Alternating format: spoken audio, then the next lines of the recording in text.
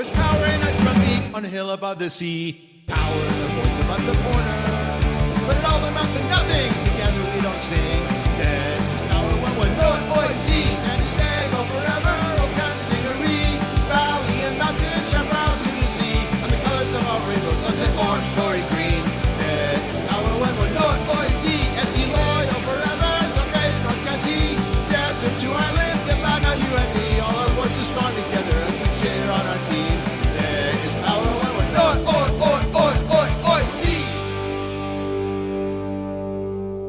Welcome to the Loyal Locals podcast. It is March 28th. I'm your host, Andrew Dyer. We have a ton of stuff to talk about. It is a very busy week in not just soccer, but all of San Diego sports. And to help us navigate this atmospheric river of information is our producer, John Cross. John, how are you tonight? I am doing very well. I'm not sure if that atmospheric river is a compliment because last time you used that in a very different way. Well, there's another one coming. They call it Okay. a bomb cyclone. So we're just going to drop bomb cyclones of supporter group information on this vast audience tonight. And also helping us along the way is the newest member of the BumTV Rolodex of experts and hosts. It is Sal Arellano. Sal, how are you doing, sir? Doing pretty good, man. I'm glad to be here. Glad to talk about locals and, like you said, an atmospheric river of information and stuff we got going on today. But glad to be here, Mr. John. Good to see you guys. Nice to see you. All right. So yeah, like I said, we're getting to a bunch of stuff. We have well, first of all, we have a match Saturday we're going to talk about. We had a match last Saturday that we're going to talk about. There are special events that we need to talk about, including a certain team or a couple teams from England, the motherland, coming over this summer to play a very meaningful game with their third and youth teams in front of surely to be a sold-out crowd of multimillionaires, given the ticket prices, and a special announcement coming tomorrow about an event much closer in time. So stay tuned for that. You're listening to the Loyal Locals podcast. We also have the Locals Lounge coming up if you're watching on stream. That is after this show. That will be at 9 p.m. Pacific. Or if you're listening to this on the podcast, it is the next podcast in your Loyal Locals podcast feed. So if you're listening in the right order, if you're on this one and you haven't heard that one yet, if you're that one and now you're listening to this one, you're probably very confused. But we're glad to have you. So, all right, John, let's get started. What is first on the menu, sir? Well, let's talk quickly, I guess, about our match in Sacramento. I mean, do we really have to? It was so long ago. I feel like we've all moved on. The teams moved on. Fans have moved on. What happened in Sacramento? At the very least, we should probably give a shout out to Koke for being up for Save of the Week this week. It was certainly not a great performance overall with the team, but Koke came up with more than one fantastic save to at least keep it to one goal in that match.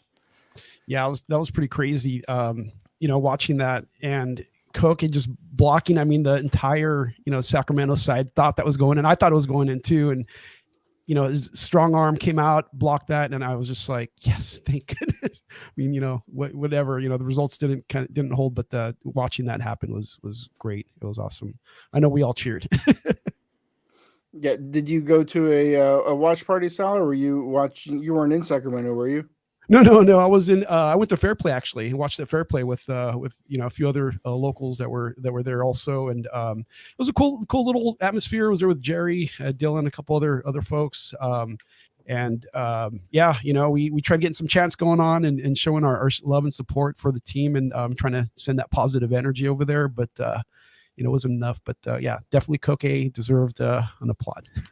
You know, I had to watch it on my laptop in a hotel room in Tucson, Arizona, and let me just say that's bad enough. But then whenever there's not a W at the end of the experience, you know, it's pretty depressing. You know, you look up from the laptop screen, and all I have around me is the barren wasteland of the Arizona desert.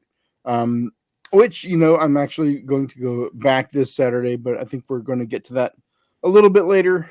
You know, the thing about that match that just I keep kind of turning over in my head. I woke up in a cold sweat last night dreaming about it was our number 9, Conway, missing a goal that, well, I feel like it's harder to miss than to make it. What was that? What did you see there? Oh man, you know, it's when I watched that, I think it was Happy Gilmore where I think he was saying tappy tap, tappy tap, you know, and it just, you know, when he took the shot, you know, he should have just lobbed it in, man. And I think I looked at it again afterwards and it looked like he was trying to hit the corner, little sharp corner or something, but he overshot it, you know, toward it, and it didn't go in, and it was just like, man, come on, you know, we can't, especially for a team like that, you know, they're going to be at the top of the table at the end of the season. At least it looks like at it from this vantage point right now. And we need to win these games, man, and not make mistakes like that. So I hope, you know, you want to see it's a learning experience, but it really isn't. It's just a screw up. And, you know, you hope it doesn't happen again. You know, let me tell you, one thing I'm very good at is reaching into my bag of excuses. And I've got a couple of them in there for you, because we were missing the captain of the team. Charlie Adams was not in the game. I suspect he has some sort of malady, an injury perhaps, that's not confirmed, but I think he did go down last week and he didn't play. So I think that he's, you know, a key part of this team, and under normal circumstances would have been on the field. So, you know, of course, that's part of the game, and part of the reason why we're all optimistic about the depth of this team this year, because these injuries happen. But also, you know, one thing that Sacramento did was they really I was watching it at one point on our attack, and they just had it was like their whole team in that back third, and like maybe one or two attackers slightly forward, but they really just jammed everything up back there and made it really difficult to get any sort of movement or lanes on that attacking third. Now, that's not an excuse. It's your job to break that down, but I think for a performance on the road, it's only 1-0. It's still 0 points, but it's not, you know, it could have been worse, and Yeah. it's not exactly a sign of a team on the decline, right? There wasn't anything that really a red flag or anything from it. Certainly. All right. And, Well, sorry, go ahead, John. speaking of that, I'm going to pull this up here from John Morrissey from USL Tactics.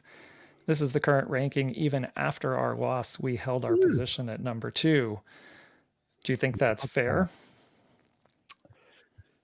I mean, you can see the calculus there because it was on the road. I don't see how anybody deserves to be over San Antonio necessarily. They're still the champion, and they are still riding an unbeaten streak, I think, of 6 games going into last year's championship run. So I don't know, but I don't watch Louisville. I don't watch Eastern Conference teams. I don't think about Eastern Conference teams. I barely acknowledge their existence, so I don't know anything about Louisville.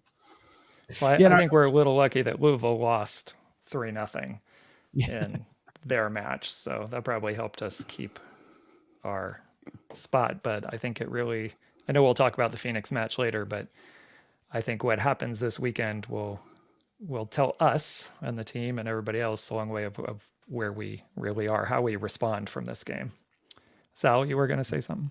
No, I was just going to say, you know, it's really super early in the season, right? You know, we came out of two wins, and we were expecting to win this game too.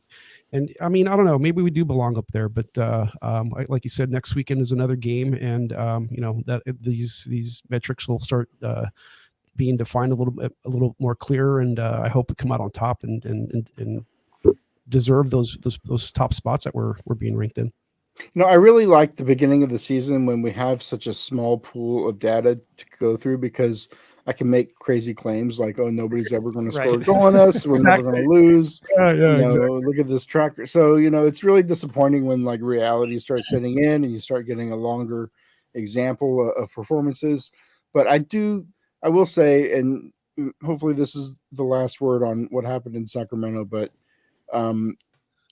that performance and that result doesn't completely erode my supreme confidence in this team going the distance this season and having a lot of success. Yeah, if I can just add one last thing, when I was watching the game, we looked horrible. I mean, I had a few beers in me. I had thought I lost my phone, and I was frantically looking for it. And so I sat down to watch the game, and then it happened, and I'm like, I was watching, I thought it was horrible. Watched it again, and we weren't super bad, but like I said, those small mistakes just stand out. They're glaring, and so it's the sun has risen. The field wasn't so good. People were slipping and sliding everywhere.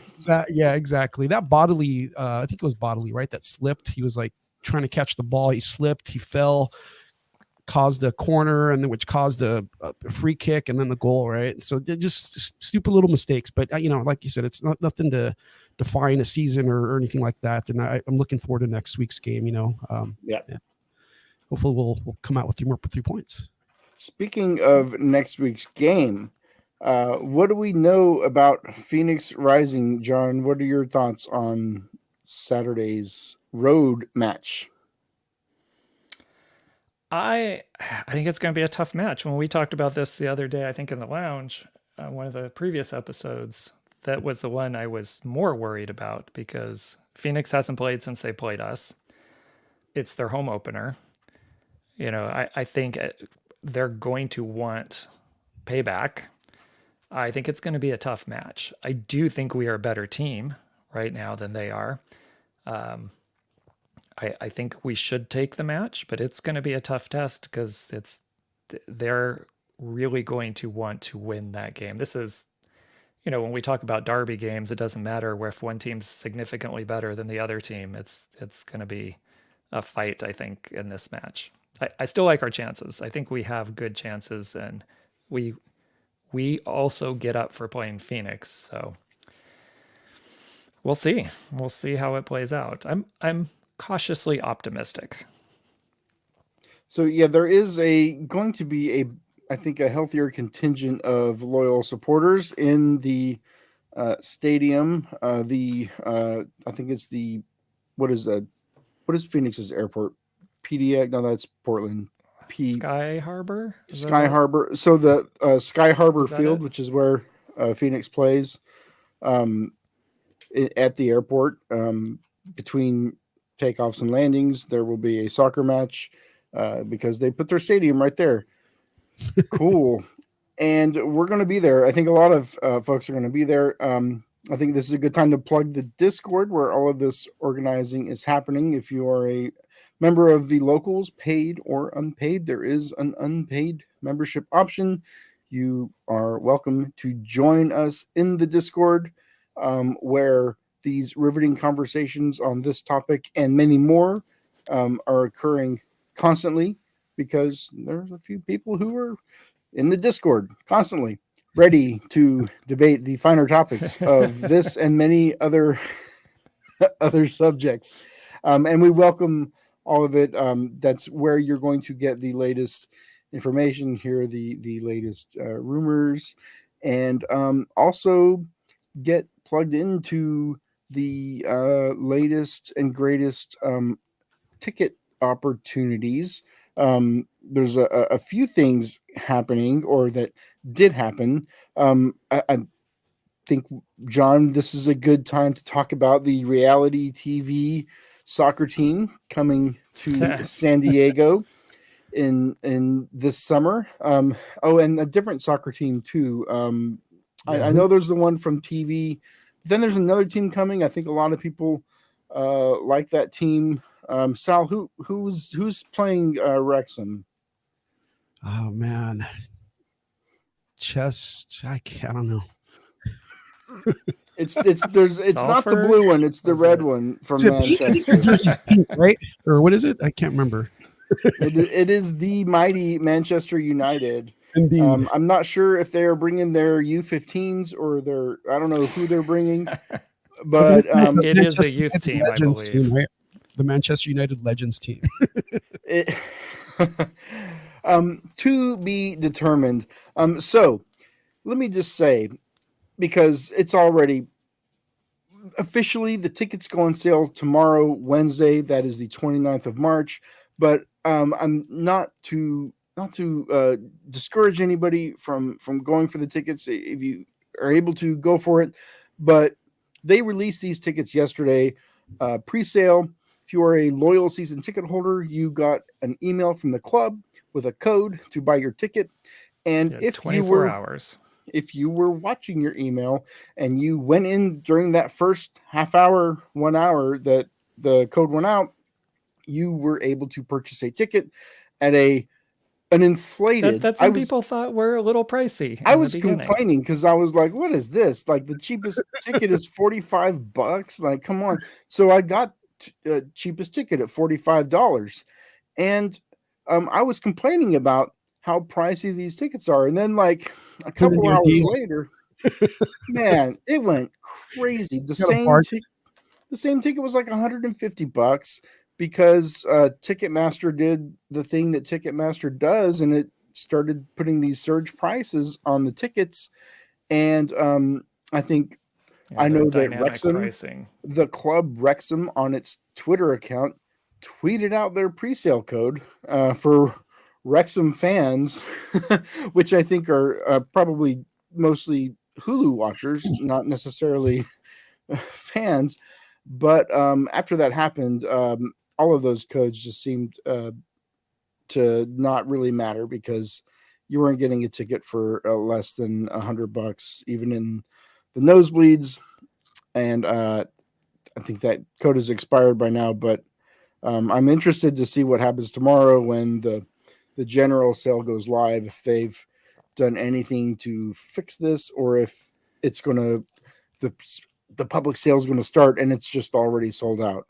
Sal, did you get tickets for the reality TV? I was watching my email because I was just watching my email and I happened to see that email go out and I'm like, ooh, I want to go watch that game. I just more so because I live like less than a mile from the stadium. I can walk there. My son will be in town, and so I got us a few tickets. And unfortunately, whatever you might feel, I got them in 107, which is like right behind the team dugout, and on the west side of the stadium.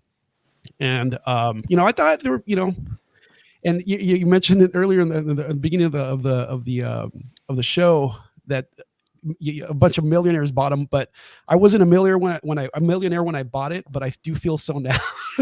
Bro, you can flip them and become a millionaire. That's what I'm saying. You know what I mean? Like, and it kind of sucks for the people that actually do want to, because they haven't even gone to sale for the public, for to the general public. Like you said, it's going to be a lot of Hulu watchers, and there are people here. I know some of my friends are Man U fans, and I hope that they were able to get that code and get the ticket. But I think the pitchforks and torches will definitely light up. And I can't remember what the Taylor Swift fans were. I think they were calling them Swifties or whatever. I think we're going to unite and protest against Ticketmaster. It wasn't even the Swifties. It was it was Robert Smith from The Cure. He's the one that he started just going off on Ticketmaster, ripping his fans off, and they did something. But truly horrendous ticketing organization. Which just a couple of weeks ago, the premier professional soccer league in the United States, the Major League Soccer League, the incredible juggernaut of world-class soccer and talent, partnered with Ticketmaster to be the official ticketing agent for MLS. So, oh, wonderful. I mean, if you need more proof that Ticketmaster is the best, look no further than MLS and Snapdragon partnering with Ticketmaster on that. It's going to be like paying for a Super Bowl but not going to a Super Bowl. It's funny, and I am curious to see what it's like there because maybe they held a bunch of tickets in reserve for the general release. I have no idea how these things work, but it's being the only matches I go to are loyal matches. I don't have I'm not just money bags going to every game possible, so I'm used to a certain crowd, right? The loyal crowd. I don't know who's going to be at this game because this game doesn't matter. It doesn't matter. It's not going to be the first team from Man U. So even if you are a Man U fan, you are not getting a Premier League team on the field. You are getting a Premier League brand on the field. I'm sure they're going to wear the same kits, but you're not going to see their stars dunking all over Ryan Reynolds' team. I think maybe people who are hoping to get a glimpse of Ryan Reynolds are probably going to be there and that sort of thing. It's funny. I was talking to one of my buddies, and we're trying to look at the positives of this, right? Because it is an exhibition game, Wrexham, Man U. Like they'll probably never play each other, maybe in a few years down the line. And I was trying to look at it from a positive standpoint of San Diego, and it's like there are still people on the fence about what soccer is or what it means to San Diego, not to us, because we, a lot of us have been a part of this for quite some time. So my hope is that when Man U and Wrexham do come to San Diego, it at least for those people that are on the fence, we'll at least expose them to what the possibilities are of what we can bring to San Diego, with the MLS team, with Loyal, if they do get promoted or whatever you want to call it. So I hope that does shed a little bit of light in there, but from your look, when you're looking at it just for what it is, it's kind of shitty. And I feel like I know we've been on this topic for longer than we planned, but it's so frustrating as like a soccer fan, always having to be an ambassador for soccer and looking at soccer events as like, oh, this is the thing, we're gonna get that shouldn't be in the calculus, right? Like, cheers. But you are right that this will likely there's going to be a camera crew there.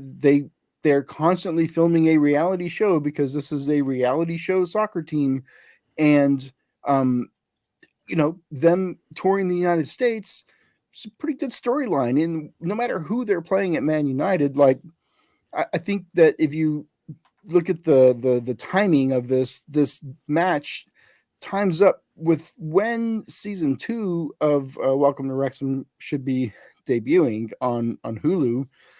So there could be a lot of hype from not just the soccer world, but really, surrounding this match. And I think it'll be a fun place to wear all of your loyal gear to enjoy these teams.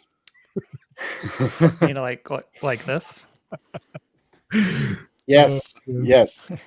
Hey. Yeah, it's so funny, and I'm sure there's a story here and reasoning, but like Loyal don't even play in Snapdragon, but for some reason they're getting Loyal jerseys. Which, hey, that's fine with me, but I'm missing the connection a little bit here because I hope it's a sign. Oh, man. So I do want to move on to more email news, John, if you'll indulge me a little bit, because there is email news coming to season ticket holders tomorrow. This is very important. Bookmark it. Stop what you're doing. Pull your car over. Get a pen and paper out tomorrow. And just to be clear, tomorrow, because we're recording on Tuesday, is Wednesday. So whenever you're listening to this, March the email's 29th. coming out on Wednesday. Yes.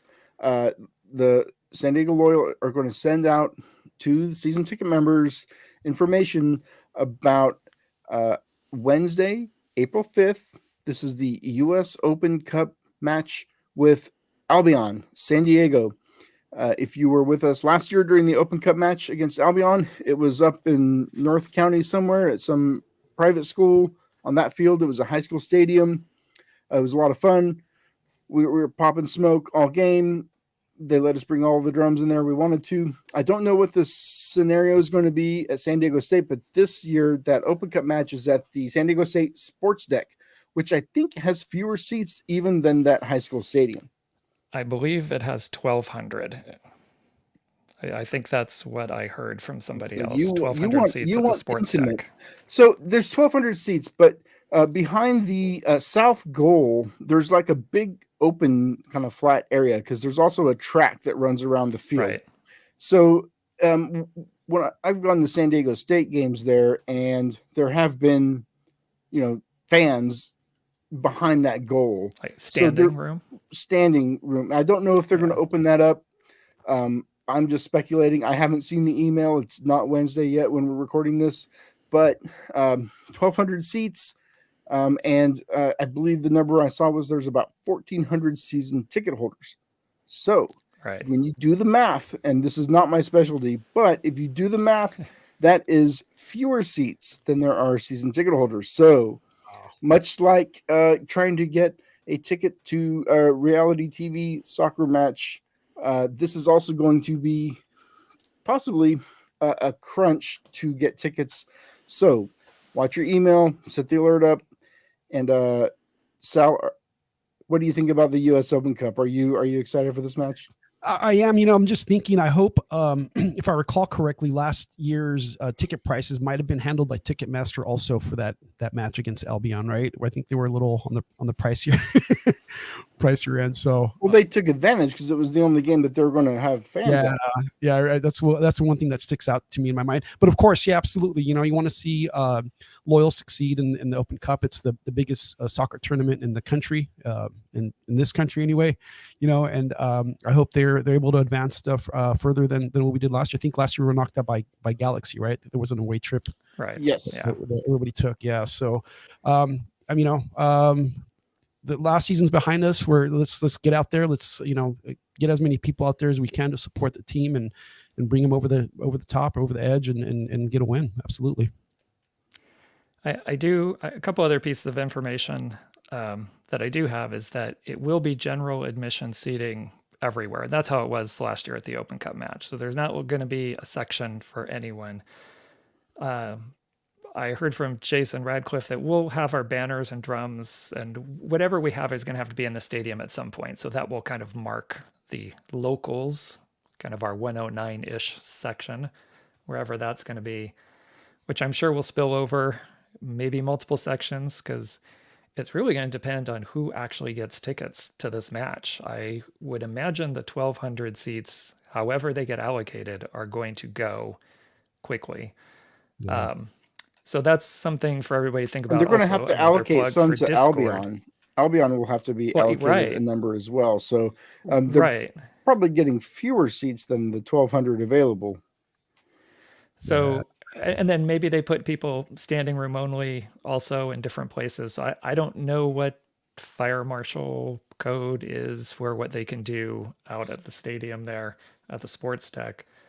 But pay attention to Discord because I'm sure there's going to be people who, if they're able to get tickets or however they're allocated, there might be people who are willing to trade them or share them or sell them, whatever it is on Discord. So keep an eye out. So when that email comes out, and I believe that email is going to season ticket members.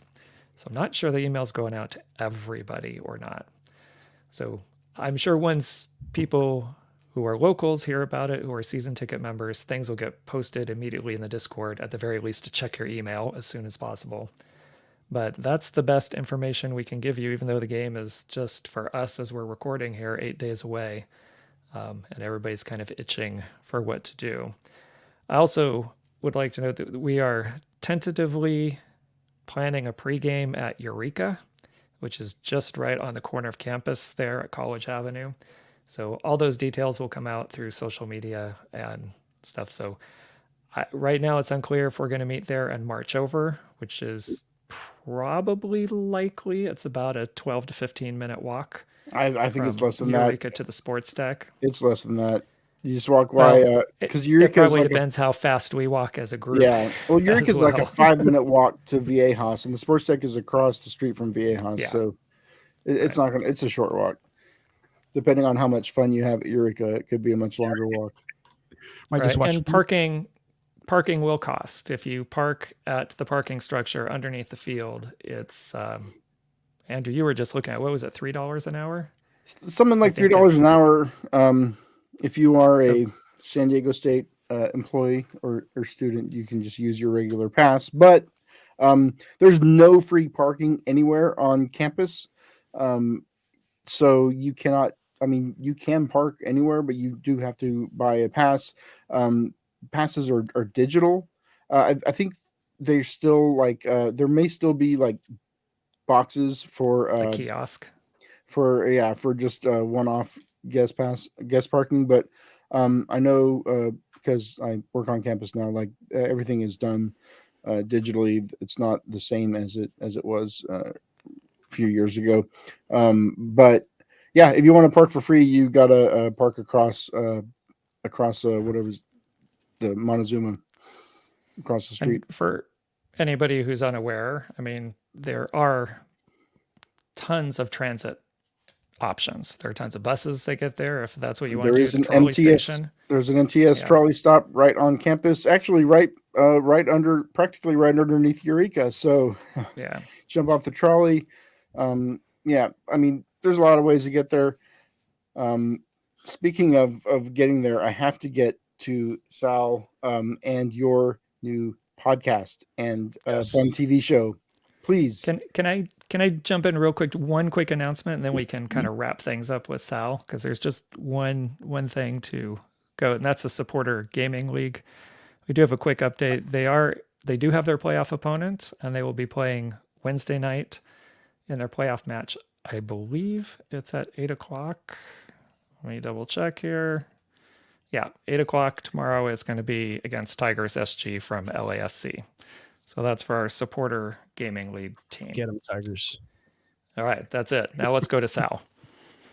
Yeah, so Kickin It with, I think it's Kickin It with locals, right? Is that what we're calling it, John? Kickin It with locals? So yeah, it's a new podcast project that John and I have been talking about for a while, and one that he's been working on and putting together for a longer while. I'm happy to join in and help out. And what the podcast consists of is basically, knowing who's in our group, and really finding their stories. I think we're, like I told you before in the pre-show conversation that we had, I during my time as a loyal supporter and locals, supporter,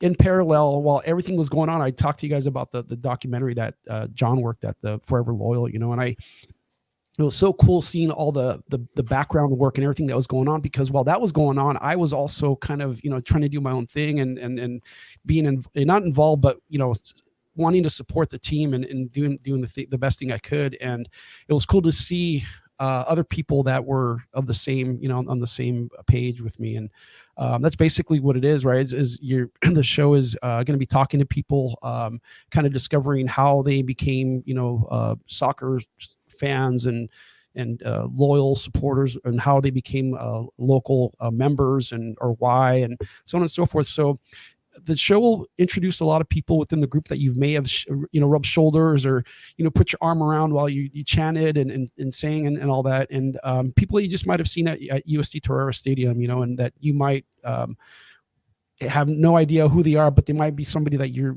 share a lot with, and that's really what the show is all about. And I'm happy to be a part of that project. It's kind of, hits home. I'm from San Diego, and I've spent, I've lived here permanently since 1997, have been a part of the soccer community since then.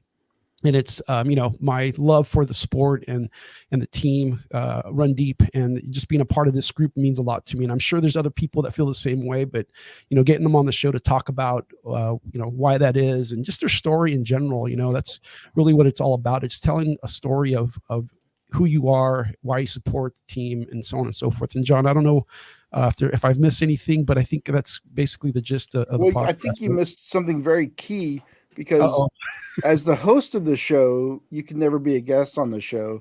So why don't you, as quickly as you can, give us your San Diego soccer story, Sal, because absolutely this is your introduction on BumTV. So Sure.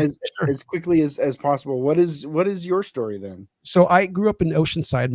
I was born in Central California, raised in Oceanside, California. Spent latter part of my teenage years here. Was in the Navy, joined the Navy, got out in '97, moved back to San Diego, and I've been here permanently ever since. My son and my family's from here. He's born here. My daughter was born here. And then so I went back into playing soccer in 1997, took classes at San Diego City College. I don't know if anybody remembers Milton, Salvadoran coach there for San Diego City College. I played with him for a while, played in the leagues in Golden Hill and, all over the city. And I always tell the story about when Fox Deportes was playing soccer on the television and they were going to cancel it, and how there wasn't enough people watching it, so they were going to cancel. They had this kind of like this call in to see who wanted a telethon, right, to get people to call in and all that. And I was one of those, like, they told me, they're like, you're one of 100 people that's called in. We're not gonna play soccer on TV. Sorry, man. So that's kind of like how long I've been a part of this. I live in Mission Valley, right down the street from where Qualcomm stood, and was involved with Measure E. I've got, I've already told the story that I got lawn signs in my garage still. I got all the placards and all the paraphernalia that was handed out, the T-shirt and everything else, saw that kind of die quietly, however you want to see it. And then so that, which brings me to here. And, I got involved with the locals, from the time they were trying to start another group, and I don't think it had a name. And I remember getting one of the caps that said Original Supporter 2017, I think was a year. And so that's kind of where where I started to kind of get not involved, but wanting to be a part of a supporters group. And then they had that event at Morena Boulevard, off Morena Boulevard, the Modern Times, where they had where Warren revealed the schedule and all that. It's part of the Forever Loyal documentary. I was there. I signed up for supporters group, and that's kind of where I arrived here. And so soccer's always been. My son plays soccer. He plays for a NISA team in Phoenix. He's actually coming into town. I was going to go to Phoenix, but he's coming into town this weekend. So I'll be watching from here. So he plays also. So we're a soccer family, and our team that we follow is Tottenham. We just got back from London a couple weeks ago. Watched West Ham, Chelsea at home over there, and so San Diego's my hometown team, my little hometown team. So that's kind of in a nutshell what my soccer story is and how I became involved with. As any San Diego soccer fan, the parallel with Tottenham and enjoying pain and disappointment it makes a lot of sense. I always really I feel like when San Diego people support Tottenham or Everton, I really feel like yeah, that tracks. Like, yeah, makes sense. Like, most people haven't gone to England to support these teams, but I get it. It's definitely not a bandwagoner club. I would like to point out also, I know, Andrew, you mentioned that as a host, you don't really get to be one of the subjects, but actually, Sal is our very first subject of Kicking It with the Loyals. I'd like to give a shout out to Dylan Wilson for helping me. We did kind of an initial interview of Sal. That episode will be on YouTube. It will be available on Wednesday of this week. So that'll be our first episode of Kicking It with the Kicking It with the Locals. And then we actually have another person we're going to be interviewing this week, which I'm just going to keep the name under wraps for right now. And that person's going to be one of our other hosts that are going to help out for doing the interviews. So, and that person should be a guest with us next week on the Loyal Locals podcast. And when can people look for the first episode? Wednesday, tomorrow. Tomorrow, same day to watch your emails. Watch your podcast feed. And then it'll be up on YouTube first, and then it'll be out on the podcast feeds by Thursday. It'll probably come out about the same time Bum's Breakdown comes out for the podcast feeds. So, John, why don't you tell the folks real quick, because we have quite the corral of content options for people who really want to just fire hose this club and this supporters group into their faces. this fire hose of content that you are key in bringing to them. What else is out there? What's the schedule look like? What can people look for coming up this week? All right. Well, at the moment, we're going to start doing hopefully weekly shows for most of these. We have the Loyal Locals podcast, which you're watching or listening to right now, which is our kind of news magazine show. What you need to know for the locals, important stuff for each week, especially match information. We have the Lounge, which usually airs live at 9 o'clock on Tuesday nights, which we're getting ready to do here in a few minutes. And that's just kind of our chance to have a little deeper dive and conversation about a lot of the things that are being discussed and talked about within the supporter group, especially on Discord. We have Bum's Breakdown, which Max and Dylan have been putting together for a few weeks now. They've been doing a fantastic job.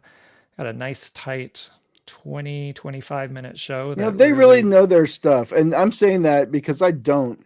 And so whenever I listen to them, I'm really like, okay, that's why John doesn't want me talking tactics on the show. Okay, I get it now. So we have them. They usually come out about Wednesdays to give them a little time to process, from our previous match, and then get whatever information they need for the next match and put that together. I know Dylan's in the chat, at least he was. I think they recorded their latest episode tonight. So we'll see if we can get that one up on YouTube tomorrow. Whenever Max gets finished with the editing. But Wednesday-ish is when that one comes out. We have our post-game live show. Well, not live for people to be here like we're live right now, but record right after the match, also with Max and Dylan for home matches, at least now. And then we finally got our interview show going. So I really want to thank Sal for stepping up and doing that and being the subject of our first interview. And now he's going to start taking the lead on doing a lot of these other interviews. And right now we're going to do it as they happen. But the idea as we get our feet under us is to try to do it weekly as best that kind of happens, because it depends when people are available. We just got to get people's schedules to line up to be able to do the interviews. Part of that, Kicking It with the Locals, will also be not just looking internally at us, which we're just referring to kind of as meet a local, but also looking at having some conversations with other supporter groups. And we're working out logistics, but we might have our first interview where we kind of get some people from our supporter group and another supporter group and have a little conversation, talk about how we each got started, what are some of our cultures and things we do, what do we do in the community, those kind of things, and kind of learn and grow from each other. So that is under the umbrella of Kicking It with the Locals. And we're hoping to get that piece integrated in there as well. And if things work out, possibly some player or front office interviews will fall under that umbrella as well. So right now we're just trying to get our legs under us and focus internally. And as we smooth some things out, we'll start branching out with some different interviews. It's really like a fan media juggernaut. When you talk about fan media, not legitimate news media like our good friends at Two Balls with a Mic, the legitimate news journalistic enterprise soccer podcast, but the fan media with the us yucking around on here, not being serious journalists. I do feel like we are putting out the best of the best of that rung of fan media to really distinguishing what is fan media versus the I think the elite stuff that we're getting from Tony and Chiva in their endeavor. I want to be absolutely clear that Andrew is not being snarky here. We strongly feel Two Balls and a Mic do legitimate journalism here and should be respected as such. That's a problem because I'm always talking out my other side of my mouth. So when I'm being sincere, it sounds like I'm not. But you're right. Yeah. I really am being sincere. Which I think they would know. Were they listening? But maybe. Thanks for clarifying that because I'd hate for it to be. I just want to make sure everybody's clear. That's we do feel that way. Balls and a Mic.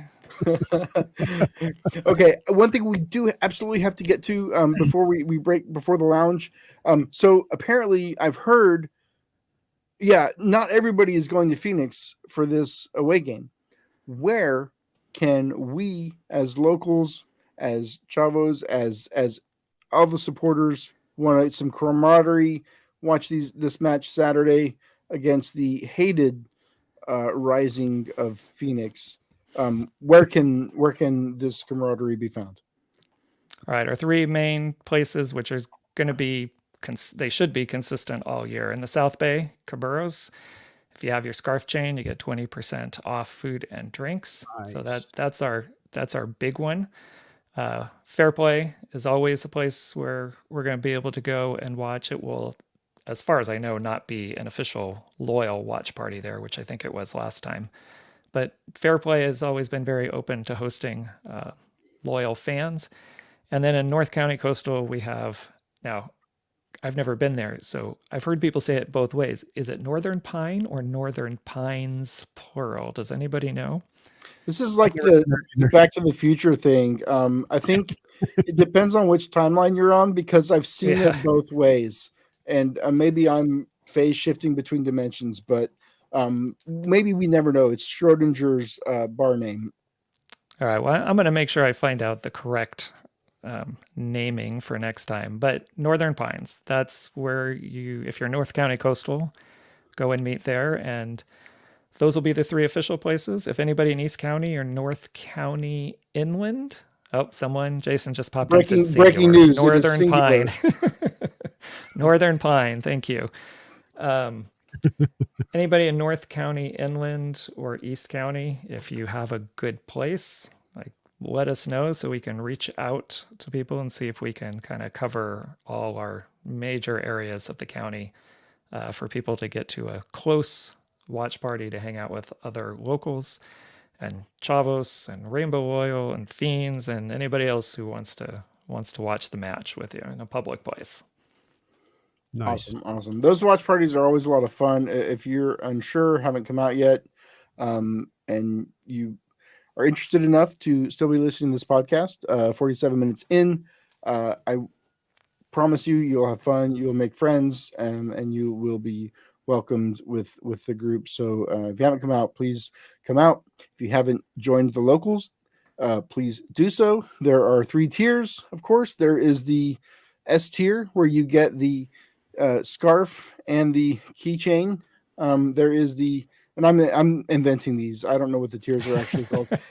There is the A tier, where you get the scarf chain. It's cheaper. I think it's less than the other one. And then there is the free option. The great thing about all 3 of these options is it gives you that golden ticket into the Discord, where you can be among the first to know when reality show soccer team tickets are available, the first to know when there is a new clickbaity story about MLS coming to San Diego, or the first to know when your loyal are going to be selling tickets for a US Open Cup match where only 1,000 of us are going to get in. So join the Discord, be the first to know, be part of this community. We want you there, and stick around. If you are in the live chat, there will be a lounge at 9 p.m. That's in about 11 minutes from now. There, if you are listening at a later date, check your podcast feed, because that lounge will be up next in your feed. John, is there anything that I missed that we have to touch on before we give people a break? No, I think we hit everything that we needed to hit. I think it's time to wrap things up. Okay, great. Well, then, John, tell people where can they find you. They want to get in touch with you. Where can they find you? Your socials, wherever. Yeah, the best place to reach me is in Discord at John Cross. Okay. And Sal, what about you, sir? You got a Twitter handle? You're on. Where can people get in touch with you? I think Discord's probably the easiest, just because everyone's there. My name is Saar. It's the first 2 letters of my first name and my last name, SAAR, and then Sal in parentheses. So that's where I'm at with everyone else. All right. I also am on the Discord, which I've been telling everybody every podcast I've been on to get on. So I'm there under my name, Andrew Dyer. I'm also on Twitter, Andrew P. Dyer. Follow me. while Twitter still exists, while I still have my, while I am still may or may not be notable, I'm losing my notability on April 1st. We're going to have a ceremony on Twitter. We're going to bury my blue check. Can't wait. So yeah, go follow me there because Elon's going to hide all my great tweets from you now. But anyway, we'll be back in the lounge at 9:00. Thank you so much. Cheers. Bye. Any day, go forever.